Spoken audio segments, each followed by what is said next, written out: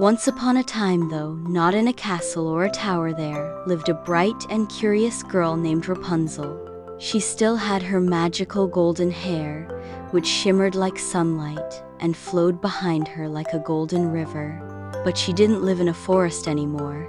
No, Rapunzel had traded her tower for textbooks and her adventures for academics, because today was her very first day at Crown Academy. Crown Academy was the finest school in the kingdom. It had tall spires, windows like rainbows, and cherry blossom trees that bloomed all year round.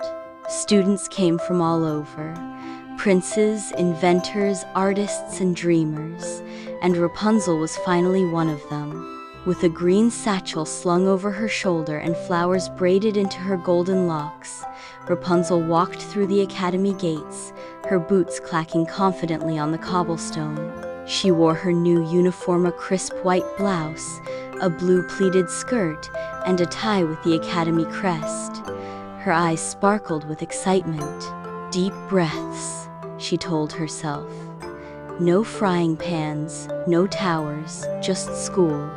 As she strolled down the cherry blossom path, students turned to look. Some whispered, some stared. After all, it wasn't every day a princess with hair longer than a dragon's tail walked into school. One girl in a lavender dress stood by the bench and raised an eyebrow. "That's a lot of hair," she muttered to her friend. But Rapunzel just smiled politely and kept walking. She had a promise to keep to herself and to her new life. She was going to make friends, learn new things, and finally be free to chase her dreams. Her first class was Creative Sciences and Magical Mechanics. As she entered the room, the teacher, Professor Glimmergear, nearly dropped his chalk. "Well, if it isn't our new student, Rapunzel, please pick a seat. Just, maybe tie your hair back?" Rapunzel laughed and twisted her hair into a long braid. "Already ahead of you, Professor." She sat next to a girl with bright red curls and ink-stained fingers. "Hi," the girl whispered. "I'm Lyra. Are you the Rapunzel?" "Guilty," Rapunzel said with a grin. "Though I haven't swung from towers in a while." Lyra giggled. "You're going to like it here. There's a painting garden, a dragon taming club, and even a class where we talk to animals." Rapunzel's eyes lit up. "You had me at dragons." Class began, and Rapunzel quickly proved she wasn't just a princess. She was smart, curious, and not afraid to ask questions. She raised her hand so often that even Professor Glimmergear smiled. During lunch, Rapunzel found herself surrounded by students eager to talk to her. "Is it true your hair can heal cuts? Did you really live in a tower your whole life? Can we touch your hair?" Rapunzel laughed, one question at a time. But not everyone was thrilled. Across the courtyard, the girl in lavender, named Celeste, watched with crossed arms. "New girl thinks she's special just because she's royalty," she muttered. "Let's see how long she lasts." Class began, and Rapunzel quickly proved she wasn't just a princess. She was smart, curious, and not afraid to ask questions. She raised her hand so often that even Professor Glimmergear smiled. During lunch, Rapunzel found herself surrounded by students eager to talk to her. "Is it true your hair can heal cuts? Did you really live in a tower your whole life? Can we touch your hair?" Rapunzel laughed, one question at a time. But not everyone was thrilled. Across the courtyard, the girl in lavender, named Celeste, watched with crossed arms. "New girl thinks she's special just because she's royalty," she muttered. "Let's see how long she lasts."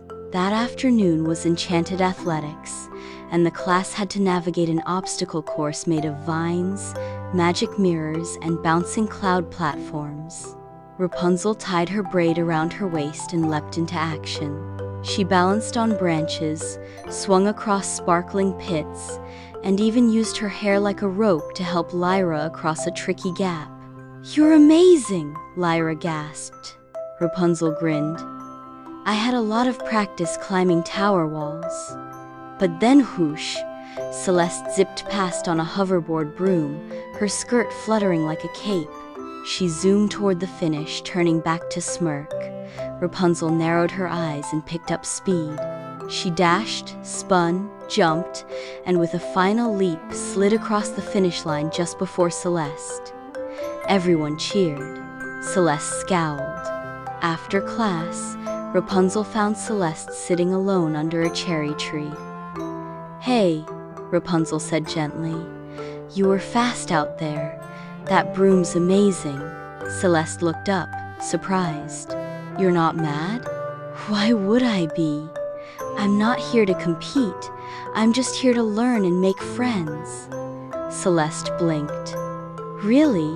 Even with, well, all the attention you get?" Rapunzel shrugged. "It's just hair. I'd trade it for a good friend any day." Celeste smiled slowly. "Want to ride the broom sometime?" "Only if we can race," Rapunzel teased. From that day forward, Rapunzel became more than the girl from the tower. She became a true part of Crown Academy. She joined clubs, studied hard, and even started a painting circle with Lyra and Celeste. And sometimes, when she looked up at the high windows and shining towers of the school, she didn't feel trapped like she had in her old tower. She felt home. The end.